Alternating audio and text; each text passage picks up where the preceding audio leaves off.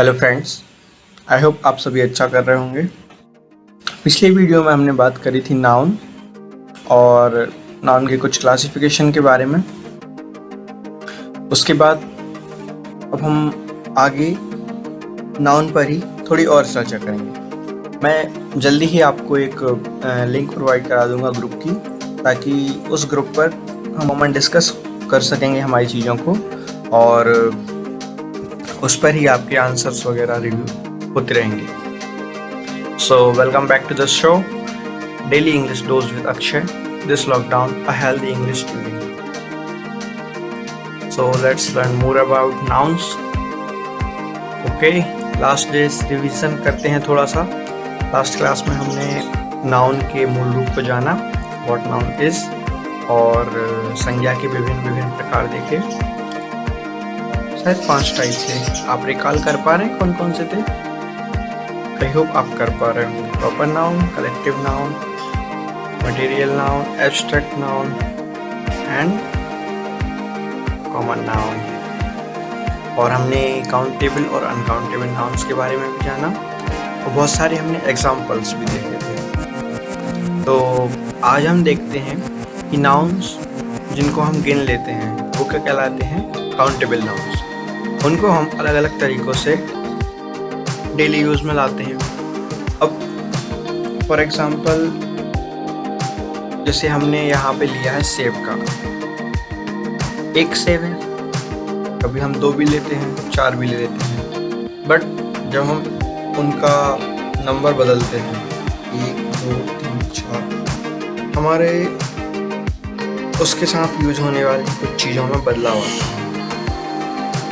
जैसे हम कहते हैं वचन, संज्ञा और सर्वनाम को हम 2 वचन देखते हैं। एक होते हैं सिंगुलर और दूसरा प्लूरल, एक वचन और बहुवचन।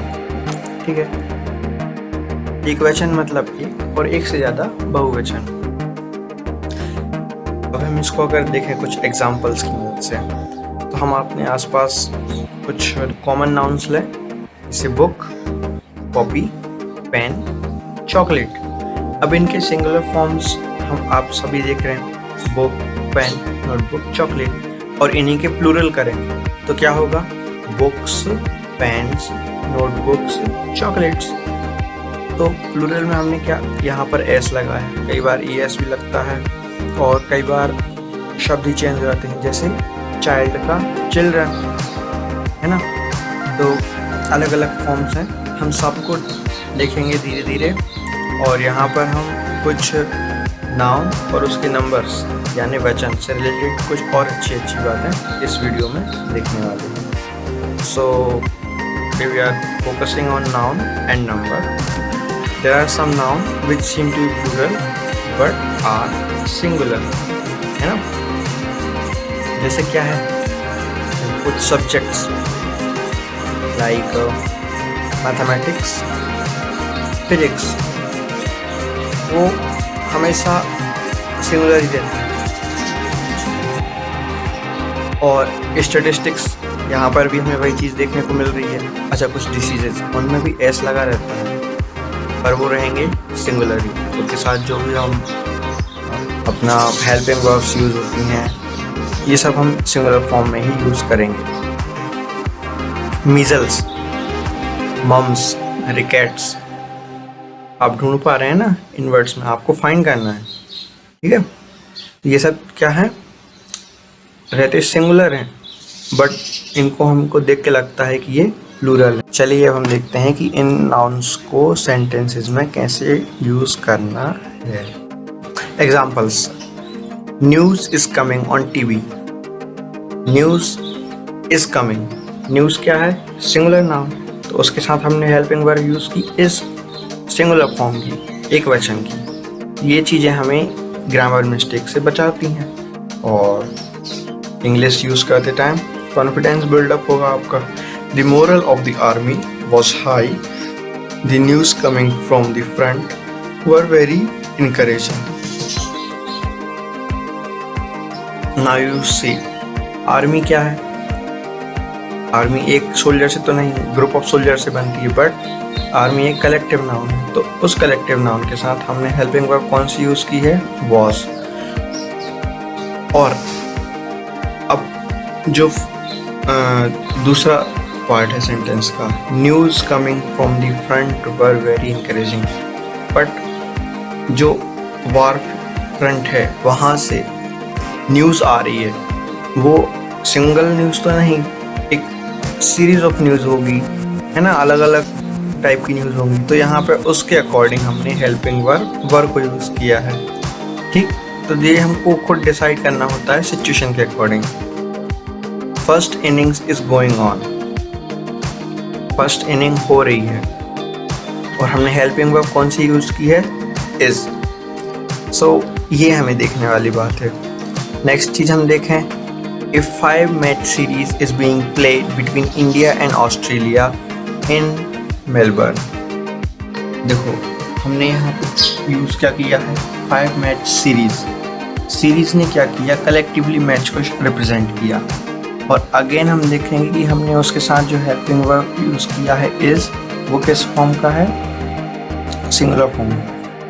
ये हमको बताता है, हमको ये नंबर और नाउन के बीच में रिलेशन। सीरीज कलेक्टिव नाउन है, वो हमेशा सिंगुलर में, उसके साथ सीरीज के साथ हमेशा हम सिंगुलर नंबर ही यूज़ करते हैं। ठीक है, सीरीजेस ये उसका प्लूरल होता है, सीरीज सिंगुलर नाउन। नेक्स्ट देखिए, नेक्स्ट अब कुछ नाउन्स होते हैं, देयर आर सम नाउन्स जो कैसे होंगे? Singular but exist in plural. जो हमको लगते सिंगुलर हैं बट एग्जिस्ट क्या में करते हैं? प्लूरल फॉर्म में। So use plural verbs with it, जैसे children, police, infantry, polity, cattle, people, brethren, है ना। तो ये अलग अलग टाइप के हमारे एग्जाम्पल हो जाएंगे। जैसे कि there was no gentry in the function, police has been deployed all over the route. देखो यहाँ पे ये मिस्टेक हो गई, जैसे पुलिस हैज लगाया है, यूज़ क्या होना था? हैव। तो ये चीज़ें हमको ध्यान में रखनी होंगी। ठीक है, नेक्स्ट। अच्छा, यहाँ पे हमको एक नया वर्ड देखने को मिला, What? Gantry. Gantry is group of gentlemen. Infantry. ठीक? Gantry is group of gentlemen. So this we have to keep in our mind while using the words. हमको जब भी कोई नया शब्द मिलता है, हमको उसको याद रखना चाहिए और अकॉर्डिंगली उसको यूज़ भी करने की कोशिश करनी चाहिए। तो अब हम आगे एक टाइप और देखेंगे। कुछ नाउन ऐसे भी होते हैं जो singular as well as plural दोनों फॉर्म में एग्जिस्ट करते हैं, बट और इनके साथ में जो नेचर ऑफ वर्ब रहता है वो डिपेंड करता है कि किस सेंस में नाउन को हम यूज़ कर रहे हैं। जैसे team, house, audience, committee, jury. अब टीम है, टीम में एक से ज़्यादा मेंबर्स रहते हैं, बट समटाइम्स हम अलग अलग टीम, बहुत सारी टीम्स की बात करते हैं, तो हम प्लूरल यूज़ करेंगे। कमिटी, कमिटी एक मेंबर से कमिटी नहीं बनती, committee is made of more than 1 member.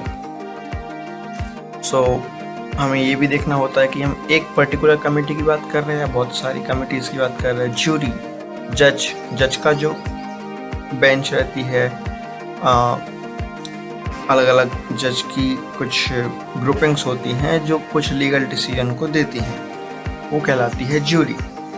अब ज्यूरी एक है, बहुत सारी हैं, हमें पर्टिकुलर टाइम पे किस सेंस में यूज़ करना है उस पर डिपेंड करेगा, और उसी के अकॉर्डिंग हम हेल्पिंग वर्ब्स और अदर चीज़ें यूज़ करेंगे। एग्जाम्पल देखें, our team is the best team. Okay, our team is the best team. हम पर्टिकुलर हमारी टीम की बात कर रहे हैं और हमने सिंगुलर सेंस में यूज़ किया। Our team are trying their new dresses today.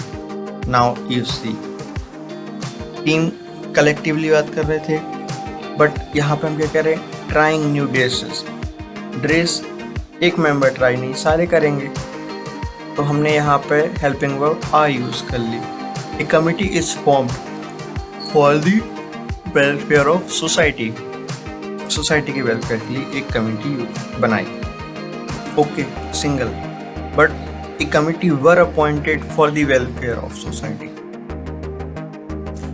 एक सोसाइटी के वेलफेयर के लिए हमने अलग अलग लोगों को चुना, and that comes out as plural. You see here were, and this word is representing what? Plural, number of members, अलग अलग मेंबर होंगे, और उसके कारण यहाँ पर हम कमिटी को सिंगुलर नहीं प्लूरल के रूप में ट्रीट करेंगे।